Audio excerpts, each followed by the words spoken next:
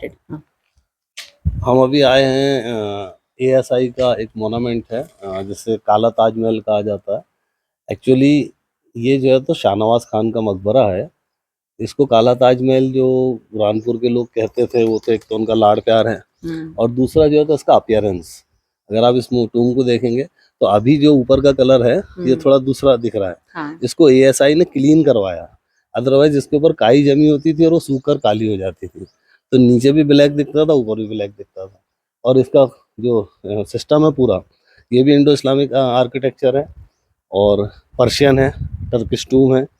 और जो ग्रेव है, मेन ग्रेव ताजमहल के का सामान इसमें भी मेन ग्रेव नीचे है तहखाने में। तो और इसके अंदर जो पेंटिंग वगैरह है वो सब की सब ताजमहल से मिलती जुलती थी, तो इसलिए इसको काला ताजमहल कहते थे।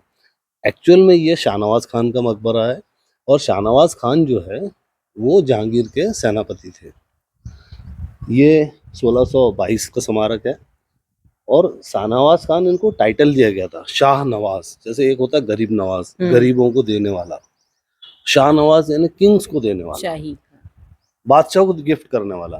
तो इन्होंने साउथ के अभियान अच्छे चलाए थे और कुछ क्षेत्र जो थे जीत कर जहांगीर को दिए थे। जहांगीर ने प्रसन्न होकर शाहनवाज का टाइटल इनको दिया था। दूसरी चीज़ क्या है कि इनकी प्रसिद्धि का एक दूसरा कारण, अगर हम शाहनवाज के नाम से इनको हिस्ट्री में ढूंढने तो बहुत मुश्किल हो जाएगा, लेकिन इनके पिता जो हैं वो एक ऐसी पर्सनालिटी है कि जिन्हें साहित्य से जुड़ा हुआ आदमी, इंजीनियरिंग से जुड़ा हुआ आदमी, फौज से जुड़ा हुआ आदमी कभी नहीं भुला सकता।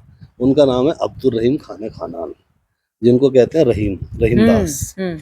और शायद ही कोई ऐसा व्यक्ति होगा जिसने ये दोहा नहीं सुना होगा, रहीमन पानी राखे बिन पानी सब सून, पानी गए न उबरे मोती माना चून। तो ये उस अब्दुल रहीम खान खानान यानी रहीम दास के पुत्र हैं। इनका एक्चुअल नाम है मिर्जा एरज। अच्छा, इनको तो टाइटल दिया गया था टाइटल दिया, शाहनवाज का। हाँ, जहांगीर ने इसको टाइटल दिया था। अच्छा फलक भाई, एक बात बताइए कि ये काला क्यों बोलते हैं इसको अपन प्यार से, काला ताजमहल काला? बुरहानपुर में वैसे काला जो है इसका शाब्दिक अर्थ होता है ब्लैक। हाँ। लेकिन यदि आप बुरहानपुर के परिवेश में इसका अर्थ निकालने जाएंगे तो बुरहानपुर में काला पुराने को कहते हैं। अच्छा।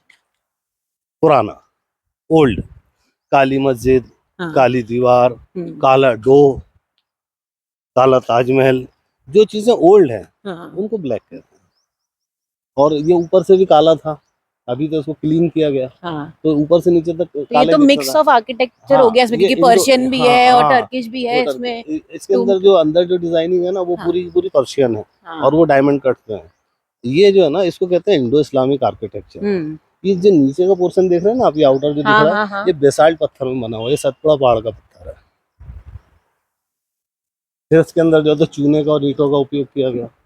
तो उस टाइम ये सतपुरा रेंज से ये पत्थर वगैरह कैसे लाए जाते थे? मतलब सतपुड़ा रेंज में तो खड़े हैं हम, हमारे आसपास जो पहाड़ है पूरे पूरे सतपुड़ा, ये बेसाल्ट पत्थर है। इस पत्थर की खूबी ये है कि अगर लोहे को मेल्ट करते टाइम हीरा कशी थोड़ी सी उसमें मिला दी जाए तो ये लोहे को एडजस्ट कर लेता है। देखिए इसके अंदर इंटरलॉकिंग में लोहा यूज हुआ है। आज आप कल्पना भी नहीं कर सकते कि पत्थर को लोहे से जोड़ा जाए। ये देखो ये आए है ना, और इस पर इसको खूब लोहा इन्होंने उपयोग किया। इसके अंदर लोहा है कटिंग में। हाँ ये दिख रहा है, ये दिख रहा है, इधर दिख रहा है। तो और अगर उसमें हीरा कशी नहीं मिलाएंगे तो आयन जो है तो इसके साथ रस्टिंग हो जाएगा। अच्छा। हीरा कशी मिला देने से क्या होती है, देखिए कितना क्लियर है। हाँ ये दिख रहा है। बेसाल्ट पत्थर है। इसमें बड़ी चीज ये है कि ये ओरिजिनल ग्रेव है जो नीचे है। अच्छा, ये तो लॉक। हाँ, इसमें एक रीजन है ओरिजिनल ग्रेव का जो ये नीचे रखते थे। देखिए यहाँ मैं आपको एक चीज बताऊं कि मुगल जो है वो अपने आप को मंगोलों से चाहे कितना भी अलग बताए, लेकिन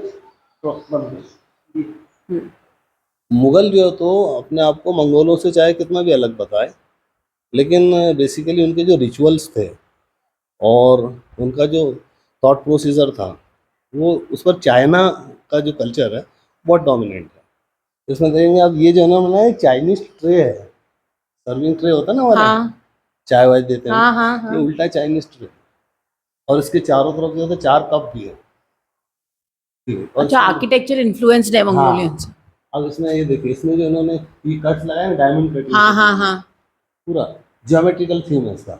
ये कभी मतलब बहुत रंगीन था, खूब कलरफुल, और इसमें कलर कैसे थे वो मैं आपको अभी अंदर दिखाऊंगा। दूसरा ये कि ये इसको कहते हैं, देखिए ये इसका रिफ्लेक्शन कहते हैं।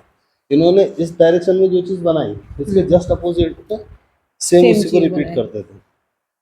अब इधर आ जाइए, यहाँ देखिए इसमें आपको बैलेंस समझाता है हाँ कि कितना बैलेंस हमारा है।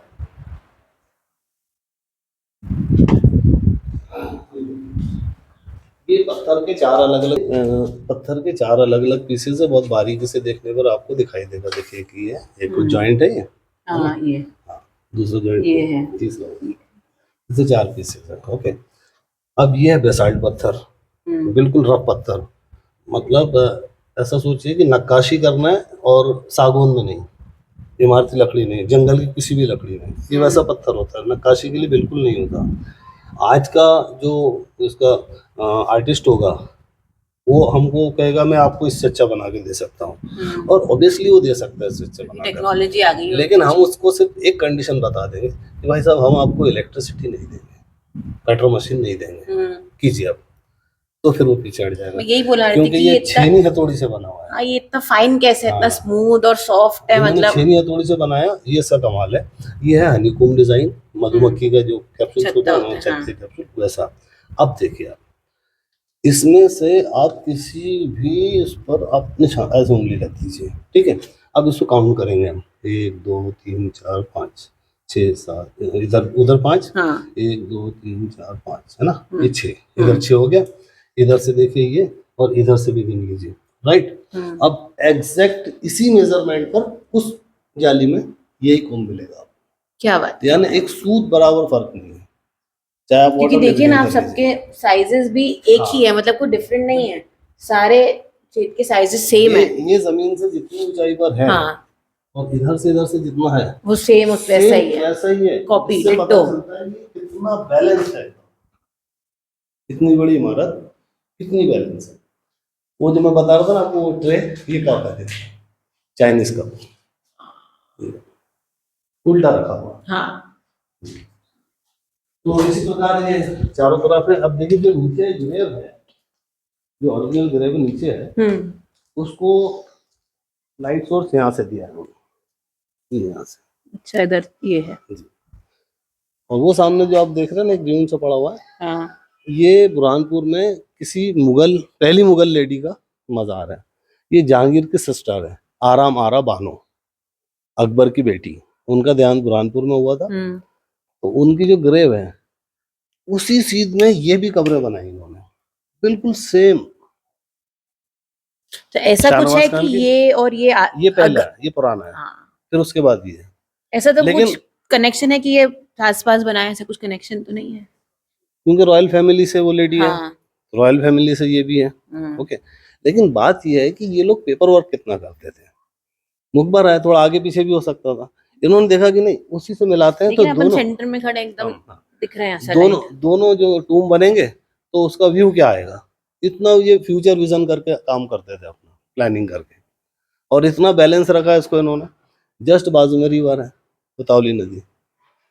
अब इसका देखते हैं कि जब ये बना होगा, तो क्योंकि बुरहानपुर जो है तो एक सूबा था, और सूबा यानी स्टेट, और स्टेट का जो गवर्नर होता था उसकी हैसियत क्या होती थी, वो आज तो हम देख रहे हैं गवर्नर की हैसियत क्या होती है, वो गवर्नर हाउस हमको देखने को, इनके स्मारक और मकबरे देखकर पता चलता है कि इसको उस वक्त इनकी हैसियत क्या रहती हुई के अंदर।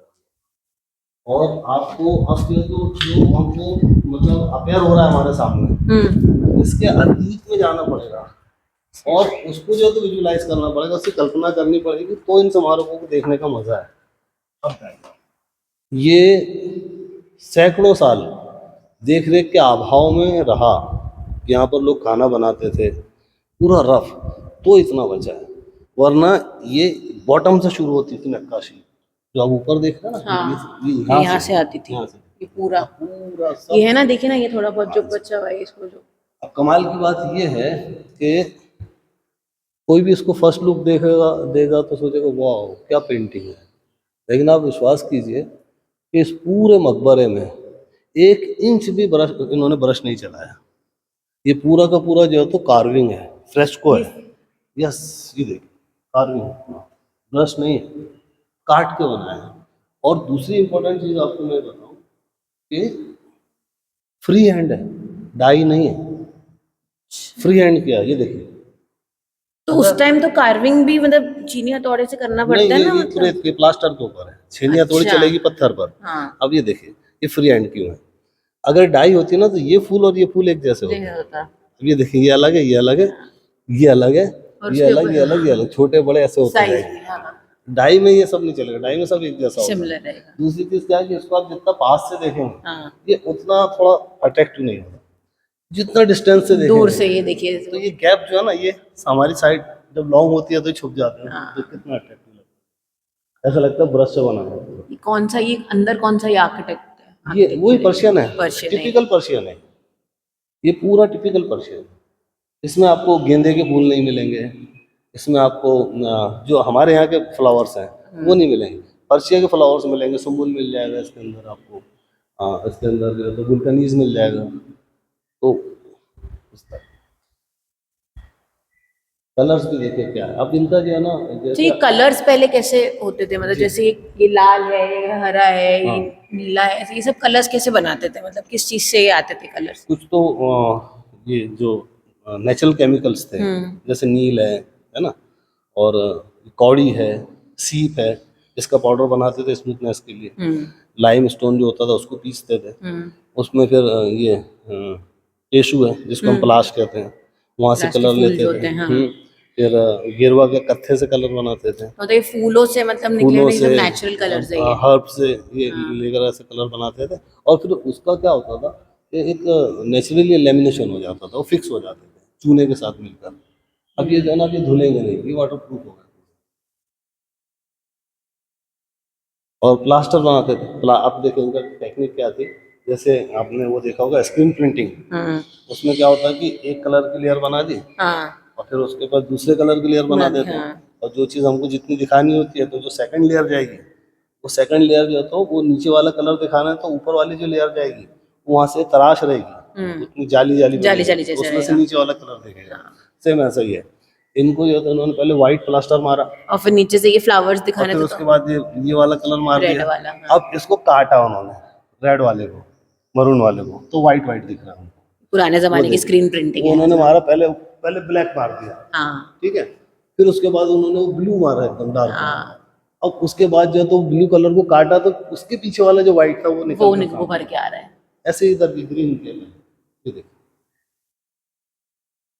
लेकिन आप देखिए क्या गॉर्जियस लगता होगा पूरा यहाँ जब सही बात है ये जो जब मस्त लाइट्स लैम्प इधर रहता झूमर होगा हुआ झूमर रहता होगा जब होगा। रोशनी रात में क्या चमकता होगा सुंदर।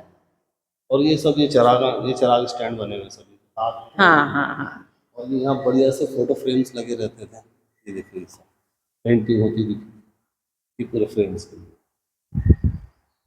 ये तो हाँ, अब ये जो है ना, ये शाहनवाज खान की समाधि है, ये शिवाजी की समाधि है, अच्छा ठीक है।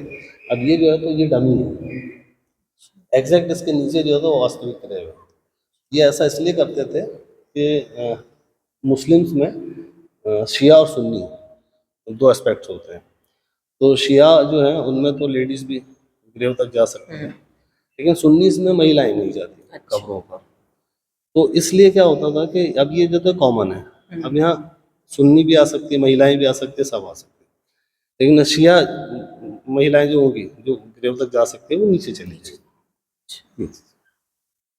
यहाँ इनको कोई बैठ भी सकता है, छू भी सकता है। अच्छा, इसमें भी क्या है कि इसको इंडो इस्लामिक इसलिए कहते हैं, देखिए पीपल का दुकान, ये जो आर्ट है ये ये वाला, सब भी तो हाँ, पत्थर के ऊपर ये सिर्फ ये मंदिरों में ही मिलेगा आपको, ये इंडियन डिजाइन है। और ये फिर वो पर्शियन, ये वाला जो डिजाइन दिख रहा है ना, ये ग्रीन के ऊपर वाला जो हाँ पैंट हाँ है हाँ बॉर्डर वाला, हाँ ये कश्मीरी शॉल में बहुत मिलेगा आपको, ये ये ग्रीन के ऊपर वाला ब्लैक जो बारीक सा पट्टा है ना, समझ गए हाँ। ये कश्मीरी शॉल्स में ज्यादा चलता है, पश्मीना में बहुत मिलेगा ये।